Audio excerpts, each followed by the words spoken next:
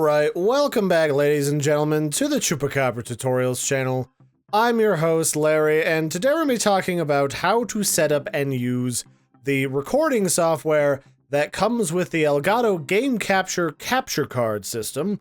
This is a line of external capture cards that you can use to record just about anything that you can get an HDMI signal out of that isn't encrypted, and is one of the go-to methods that a lot of people have to record things like consoles, or even their phones and sometimes their computers, which I myself used to do at one point. So basically, when you buy an Elgato capture card, you get the capture card in either the mail or in the box when you go and head to the store, and you plug it in to your console, to your TV, and to your computer, and then you download the recording software that comes with it, which is available on Elgato's website. I will try to remember to put a link in the description in case you don't have that yet. And then you install it, and you should see, once everything is up and running and you've got your console turned on and a game loaded up, it should look something like this. And Elgato has a lot of different dynamic functions. It has the ability to stream.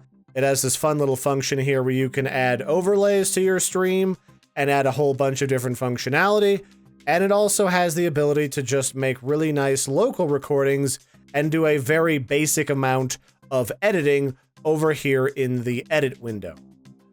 But we're just going to go through the basics here today and try to get a full grounding in how this software works and how you can best use it to make really awesome stuff for places like YouTube and maybe Twitch.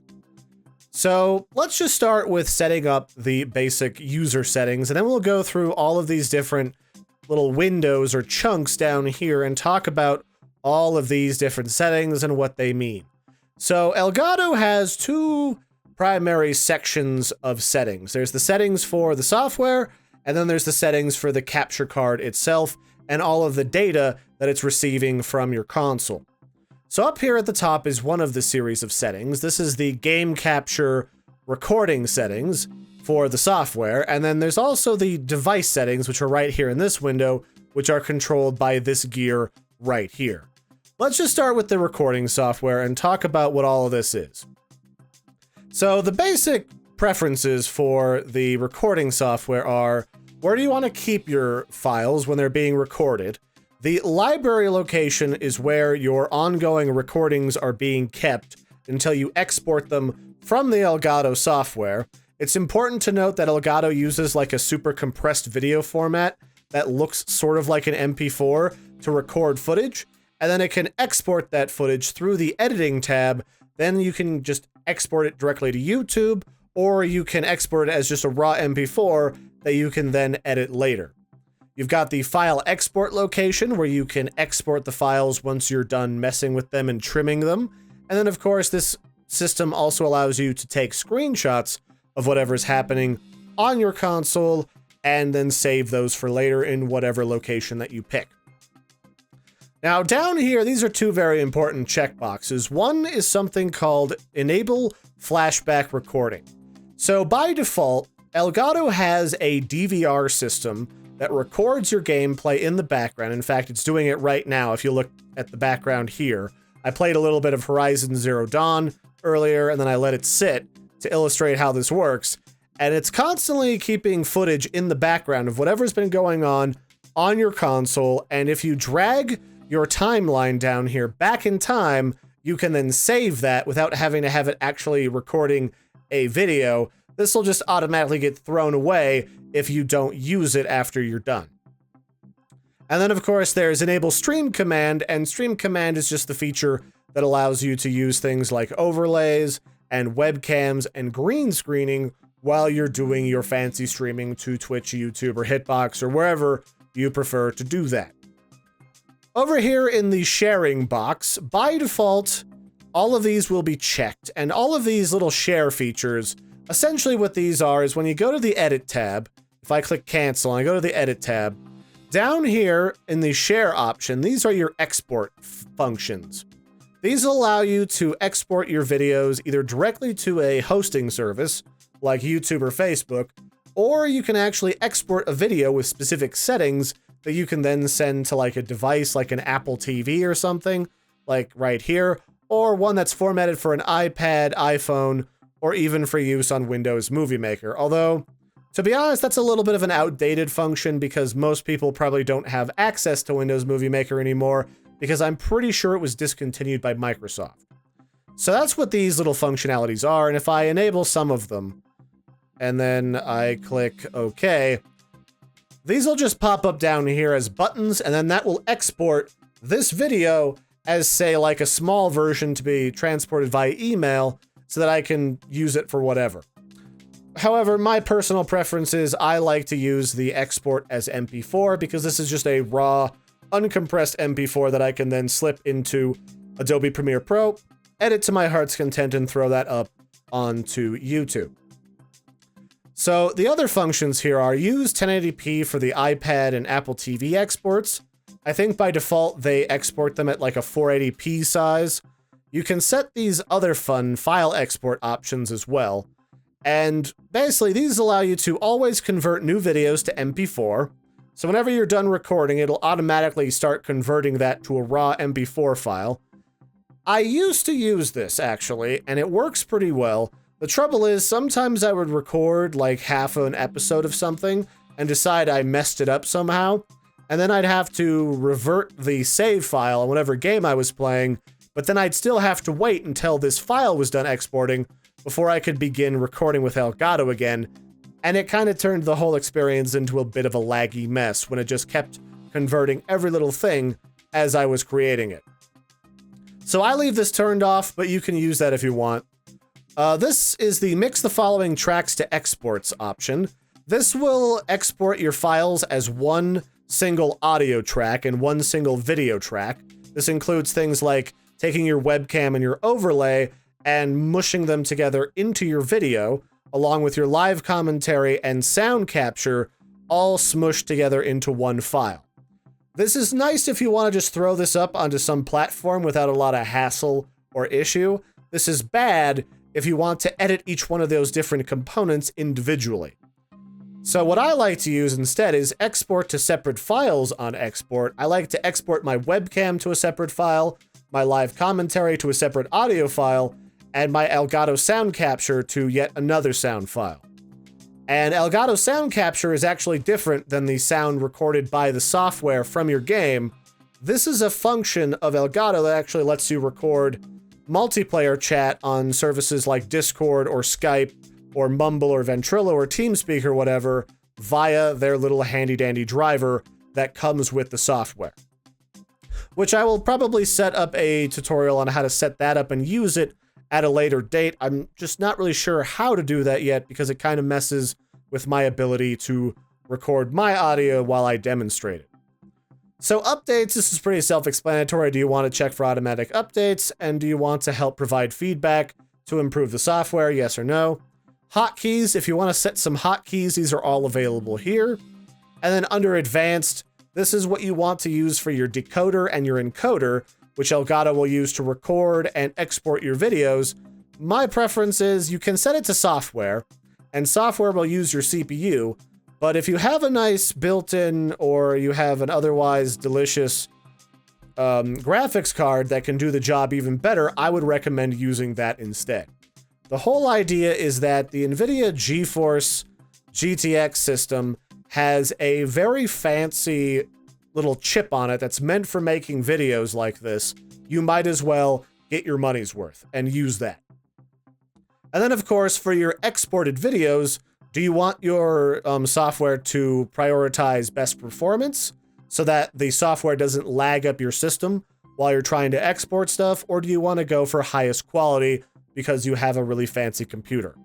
I go for highest quality because I'm going to export it from Premiere Pro anyway, and that's what's going to compress everything. But if you find yourself having issues with this, I recommend, if you have a slower computer, to turn this down to medium. Medium's actually pretty performance light in general, I found, or to put it sort of towards best performance. It should be noted that for purposes like YouTube or Twitch, best performance, you probably won't see a lot of quality loss overall compared to highest quality, unless of course you're like me and you're a bit of a snob for that sort of thing. So that's the first tab. Let me get a drink of water here. And oh, did I just horse up my flashback recording? I might have. Oh, shenanigans. Well, that happens sometimes. So when you change your settings, it'll throw out whatever video you currently had working here in the background. So I'll have to make a break in this video to show how the flashback recorder works, but we'll get to that in a minute. So let's talk about the Game Capture HD, the device settings for your actual capture card, the physical device. And then we'll start talking about the rest of this panel that comes along with the Elgato Game Capture stuff. So if you go over here under Device, if you have your Elgato plugged in correctly and everything's showing up here in the preview window, like it is on my computer, the Elgato Game Capture, whatever you're using, I'm using the HD60, should pop up in this window with the ability to click on this little gear here. And these are the settings that control how the physical device behaves and what it does. So currently I have it set to record the Nintendo Switch. And basically the only difference between all of these different input devices that you can set, these are all just little profiles where the Elgato tries to use some preset settings to help you along. The only really difference between a lot of these different settings is mostly the mobile devices, like the iPad, the iPhone, Android phones and whatever, because these, when you click on them, have the ability to crop the image like so, where it's actually the dimensions of the iPad screen, so there isn't like black grayish colored bars. These will actually be transparent when you decide to import them into Premiere Pro. Otherwise, things like the Nintendo Switch or the PS4, these are all pretty much the exact same thing with just a couple different caveats to how they perform. So I'm running the PS4 right now, so that's the one that I'm going to select. My audio input device is going to be the HDMI audio. If for whatever reason you're using a retro game console that you can get an audio signal from a separate cable, that's when you'd use the analog audio input that comes with the little green plug on your Elgato. Otherwise, leave it at the HDMI or you won't get any game sounds. HDMI color range is another thing that's more something you'd see in more recent consoles. Basically what this means is... Oh, my controller turned off. Basically what this means is that by default, HDMI color range is limited to a smaller range of colors. It's like 250 something colors, and that's the standard limited range. And you can set inside your console settings the ability to record the expanded color range. I have done that on my console, and if I switch between these two right now, you can see that the standard color range, it looks darker, there's not as broad a range of colors, things don't have as much contrast, and when I hit expanded, things have a much more even tone. It might not come across in the video, but if you can run expanded, I recommend it. The Nintendo Switch, the Xbox One, PS4, all those consoles have the ability to run in expanded HDMI color range. You just have to go into your system settings in order to enable that. Profile, I want to record at full 1080p. If for whatever reason you want it at lower quality levels, you can set that here. I want to allow it to run in 60 FPS. That's where the toggle is to make it do that. Same quality slider as before. I like to set it at best. Do note that higher levels of quality means bigger file sizes. And if you're curious at what's happening with your device, up here at the top as you change settings, this little feature up here will tell you what exactly is being recorded and input into the device as you change settings. So basically right now at the highest quality, this is recording a 40 megabits per second video, which will be about an 18 gigabyte sized video if I record for about an hour. If you don't want that big a file, you can dump it down to good, which is around, what is it going to be, 14 megabits per second. And to give you a good idea of how this will affect your quality on places like YouTube, YouTube's basic quality for 30 FPS, 1080p is 8 megabits per second.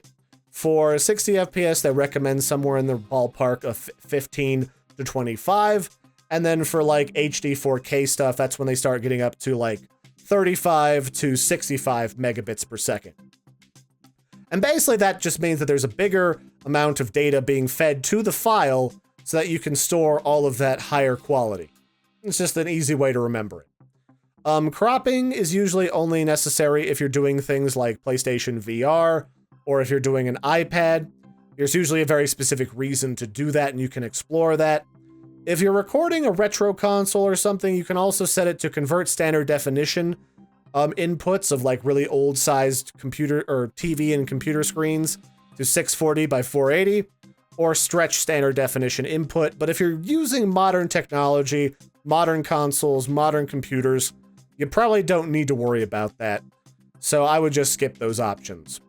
Picture settings, these are some settings you can tweak if for whatever reason you see this preview window looking weird. You can change the hue to like be a different color, but you probably don't want to do that. I'm going to set this back to 0. So if you see anything weird, you can try to fix it here or in a video editor later. But if you don't see anything wrong here, or if you're not sure, I wouldn't mess with this. It's really easy to jack up the video you're recording.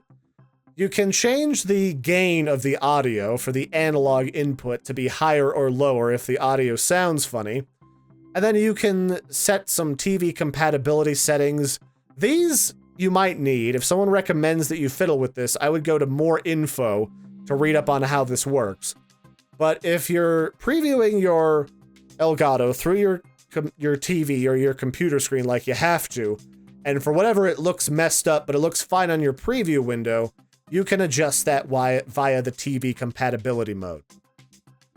And then, of course, profiles, you can save different settings groups in case you like to hot swap between 2 different games or 2 different devices that are vastly different. You can easily do that here. And that's more or less the nitty-gritty of the settings. All the rest of the settings are pretty simple and straightforward compared to that. So let's just go, just take a little tour around the panel here and talk about what everything is. So this is your home base. This is where everything happens. This is where you record stuff. This is where you stream stuff. And this is where you control if you have any live commentary or any overlays happening. So you've got your device settings here. You've got the capture tab up at the top. You've got the editing tab. You've got your live streaming window. This is where you can control where you want to stream to. Although, however, it's worth noting that you can't really stream to multiple different sources at the same time.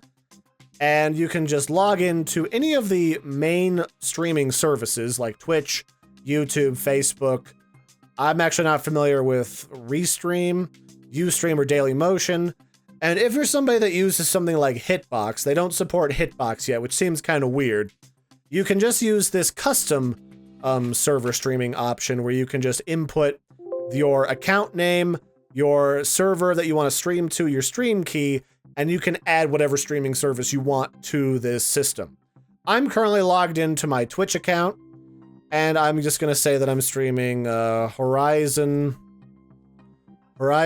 Zero Dawn. And then, of course, you can set what quality levels you want to stream this at. You can stream it at a full 1080p 30 FPS at 7 megabits per second. It's worth noting that Twitch doesn't really want you to go beyond 6 megabits per second if you're like a partnered streamer, or about 3.5 if you're a non-partnered streamer, which is only 720p 30 FPS. So you might need to use a secondary piece of software that integrates with the capture device in order to have better control over your streaming. But for the most part, I think most people are happy with 720p quality when they're watching a stream, just because it's perfectly serviceable, and not everybody needs a crazy 60 FPS. Because this goes all the way up to 8 megabits per second, and the trouble with that is, even though Twitch might not care, like they might not get mad at you, it'll end up making your stream look really choppy, and people won't be able to watch it very well, so just be aware of that. So your quality and size of your video will be controlled directly by the megabits per second you use to stream with. And you'll also note that if you don't have this much upload speed that's very stable, none of these numbers matter at the end of the day. You won't be able to stream. So you're going to have to test this before you try to use it reliably. And I personally can't stream from my house. I have to go to my sister's place if I want to do any of that. So if you want to see what this is doing, you can just look down here on the Start Streaming section. And whenever you're ready to stream, you can just click on the Start Stream button, and it'll use this little yellow icon to tell you when it's getting ready to connect. And when it's connected, it'll turn green.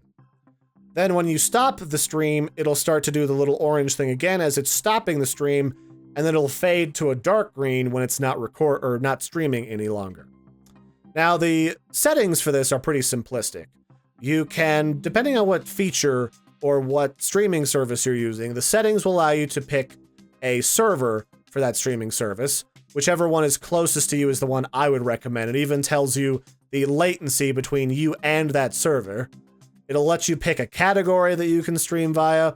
It'll let you pick the maximum resolution, but again, just because you select 1080p here doesn't mean it'll select it over here because of your bit rate. And it'll also let you select your maximum frame rate. And then, of course, something that I thoroughly recommend because it makes it a lot easier to edit your videos later, you can enable Stream Copy, which will actually record a copy of whatever's being streamed to Twitch on your computer so that you can edit it later. Makes editing highlight clips way super duper easy. So after that, you have your physical game audio.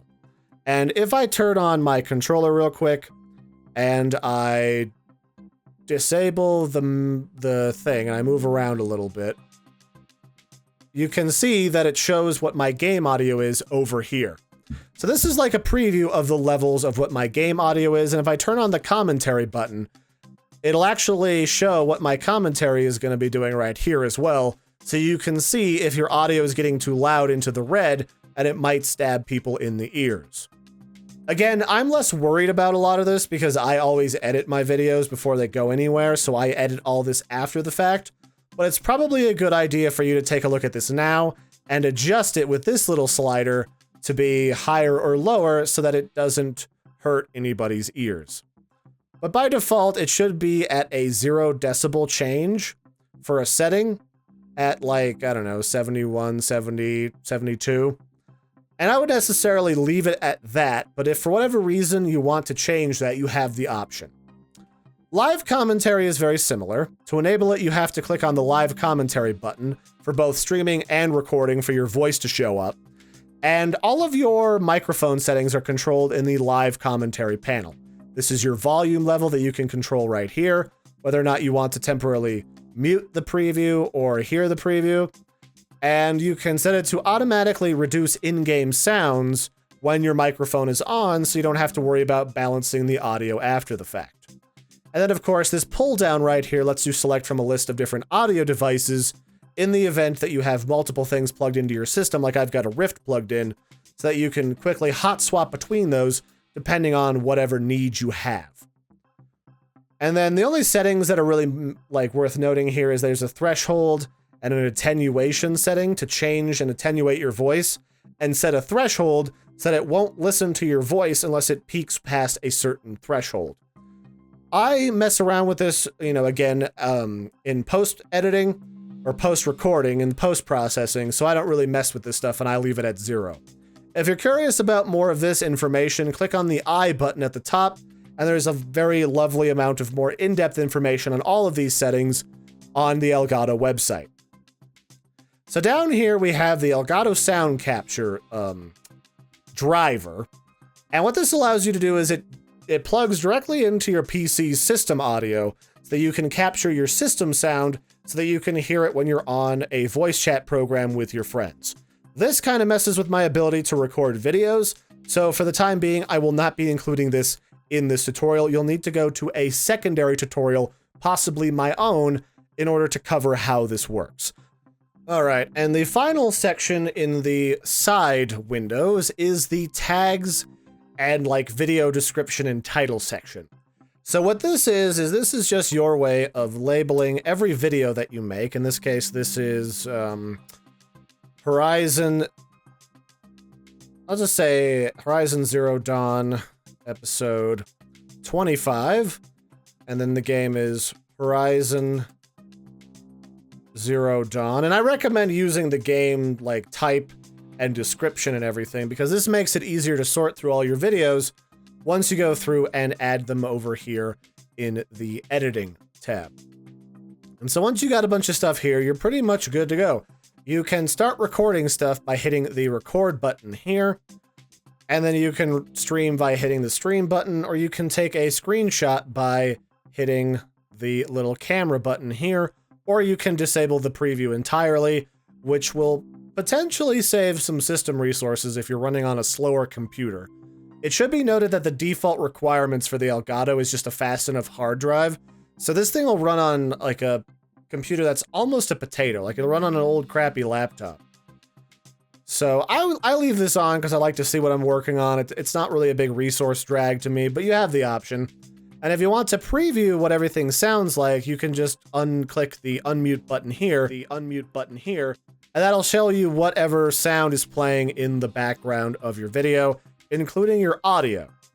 Now, something else to keep in mind when you record is everything that you see on this screen is actually a little bit delayed because it has to be crunched down in the Elgato and sent over the USB to the computer.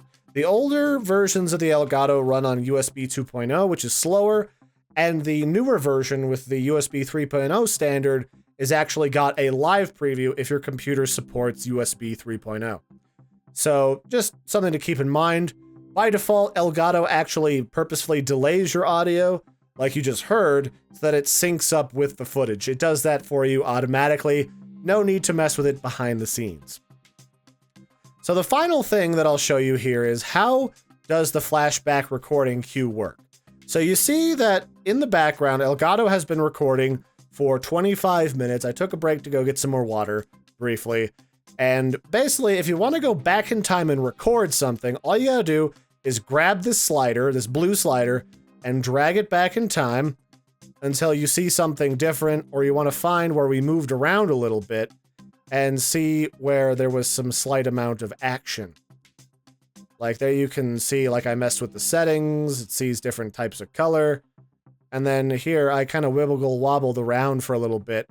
And whenever you find that point in time when things were different and that like the moment of glory, then you can hit the record button and everything from that point forward will be recorded and saved in a video, and then you can go back and edit it later using the editing tab or exporting it as a raw MP4 and editing it in Premiere. Do note, however, that when you hit the record button when using the flashback recording queue, everything that you didn't record from the queue is now gone. All that extra detail, that other 10 minutes of footage here, like 5-10 minutes, that stuff just got deleted. It is gone. So if you need to record everything in your recording queue, make sure you do that so you don't lose any glorious, delicious footage. So let's pop over here to, oh, and these are just like back, rewind, fast forward, play, what's being recorded in the queue. And if you're all the way back here and you want to look at the live preview, all you gotta do is click the Go Live button. Just to make sure we cover our bases so everybody's happy and kosher. So let's go over to the editing tab and talk about that briefly. So this is basically a very, very, very, very, very, very, very trimmed down editing suite. And what this allows you to do is I can just go to this timeline here with this slider to find the right point in the timeline that I want. I'm zoomed out all the way, and then I can clip out different sections of this video, click on that section, and delete it to make basic edits to this video. So let's see, let's try editing The Surge episode 5. So this starts out with me loading into the game, and I don't need to keep any of that, so let's cut right here. I'll delete this beginning portion, and with this functionality, I have the ability to do some basic edits to my footage before I export it via this system. All it really does is allow me to clip out different sections, preview it by clicking down here. I'm actually going to mute this for the video. And I can see what's going on in the video to see if I need to trim anything. And this will also trim audio, it'll trim video, and it'll also, oh, and I forgot to do the stream command, but I'll get to that in a second. It'll also it'll trim webcams, regular video, stream command footage, audio from your game, from the capture driver, from your microphone, and then export them all separately still, even after you've edited all of them. So you don't have to worry about losing anything when you do that. And if you want to save a screenshot from this to make a cool thumbnail, you can once again click on the screenshot button with snapshot, and that'll automatically create a screenshot saved on your system. You can rename this video to like the Surge 5 Partial. So if I need to, like, for whatever reason I named one of these mistakenly, like for example, Horizon Zero Dawn is just a test video. Test video. Now that won't come across as the episode 25, and I won't have to change the label before I go recording later this afternoon. And then once I've made my edits, and I'm happy with it, and I've gone use this little ticker down here to check every part of my video so that I'm happy with it. Maybe I trim out this, whoops. Maybe I go all the way to the end and I trim out this end portion. Then I can label it, and then I can go over here and pick my options, and I can export it for immediate use on YouTube, Facebook, or just a raw video that I can then edit later. So let me click on just export this quick little test as a raw video. And this is going to say it's processing 2 videos. It's processing the video itself in the first video, and then it's going to process the audio in the second video. And once it's done processing, it'll actually show up a little icons right over here that say your video is done, it's exported the video, it's exported the audio, and everything is peachy keen and kosher. And then if you click on this up arrow, you can actually cancel these different things from your queue, because this is basically just the button to see what's currently going on the system. But I'm actually going to export the Surge 5 Partial, so you can see what this looks like, so it doesn't take forever. So it's gonna it's gonna export one, then it's gonna export the other, and actually pop open a window of the file that all of my stuff is saved in. So you can see all of that stuff. So these are like some of my other videos that I've been working on, I need to delete still. And then over here you'll see that it shows a Pro icon. That stands for that it's exported the video. And then there's this other icon. Let me see what this is. I think it's like Wave or something is what that says. And that just means it's exported the audio as well. That's basically a good way of keeping track of what you've exported and what you haven't and what you still need to work on. And that's basically it for the primary settings. Now, the last thing I'll touch on before we go is Stream Command. So if you have Stream Command enabled, it'll show up as this little bar here at the bottom. You click on it, and this is what allows you to add on different sorts of overlays to your system, and it actually comes with a number of different free overlays that you can pick up from the Elgato community. These are available in here, like Curated Scenes is another one. So there's one from For Honor. There's some from Destiny. If you want to stream Destiny, you can get this Destiny scene. Although this one's actually kind of boring. What else have they got? They've got, Elgato Gaming has got some pretty decent basic ones. Ukulele, huh? You can use the ukulele webcam thing. Here's for your webcam. We'll put this up over here. And I can actually turn on my webcam so you can see my delicious Chupacabra face in a moment here.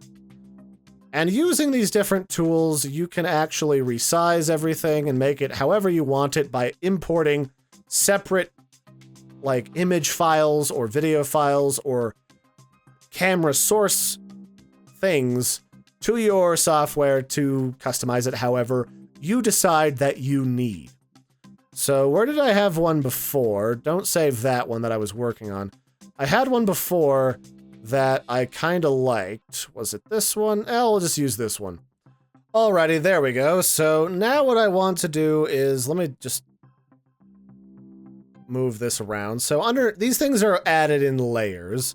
So I can actually click on each one of these and I can move it up a layer or back a layer. I'm actually going to send this to the back because I like to put most of my graphics at the back because that makes things like manipulating where your webcam is a little bit easier. So now that my webcam is properly imported and disabled from OBS, hello everybody, I can actually add my webcam and I can dump it down here. And I actually have my green screen up right now to show you how this works, you can actually do chroma keying directly from Stream Command right here inside of Elgato. So let's see here.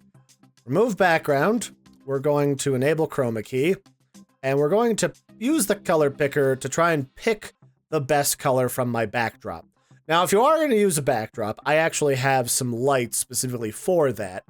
And what you're going to want to do for that setup is have an even amount of lighting on your backdrop so things don't look all grainy like they do right now, because that's kind of bad. So you can also change this chroma key to include just about any color that you want. You can change the tolerance here, try and suck out as much as possible. Do note, depending on the color of chroma background you use, like a green screen or a blue screen, that sucking out too much color of something can make you look a lot like a soulless vampire. It takes a lot of the color out of your skin, and just be aware that sometimes it can look a little funny. So you do have the option to do chroma keying, and then once you're happy with all that, you can move your webcam wherever you like. And this Elgato actually supports a fair number of different features. You can add images to do your own custom overlays. You can also add video sources. You can add your own text, and you can even load web pages and different curated scenes that they provide to you. So it's not bad. I kind of like what they offer here, but the default stuff that they have is kind of limited, and I don't really like a lot of it. So if I move to this other scene, this scene is pretty basic. All it has is there's like a little webcam thing in the corner, so I can just take this, hit this button at the bottom to send it to the back, and I can grab my webcam, and I can put it up here in this little square that they give me. That's basically what the square is for. And then I'll slap this little covering over top of it for whatever reason. And I'd basically be good to go to start streaming or recording. And I think Stream Command works regardless of whether or not you're actually streaming. So that's basically it for this in-depth look at how to set up and use the Elgato game capture software. I will also do a video on how to plug in and get started with your Elgato with whatever device you decide to use with it.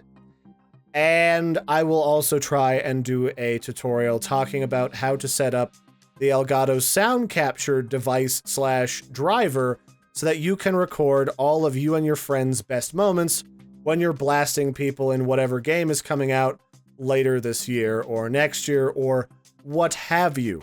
You got lots of options out there, and I hope you use all of them. So that'll be it for this one, ladies and gentle jammers. I've been your host, Larry, the most delectable Chupacabra man. I also have a gaming channel if you're curious. You can find a link to that in the video description below. Otherwise, if you have questions, comments, clarifications on anything you want or want to give, go ahead and throw those in the comments below. I'd be happy to chat with you. And I'm always happy when people clear things up that even I am not fully versed on. And until next time, feel free to suggest topics for future videos. I've been your host, Larry. Don't forget to like and subscribe. Helps me out a bunch, and I'll catch you later. Bye, everybody.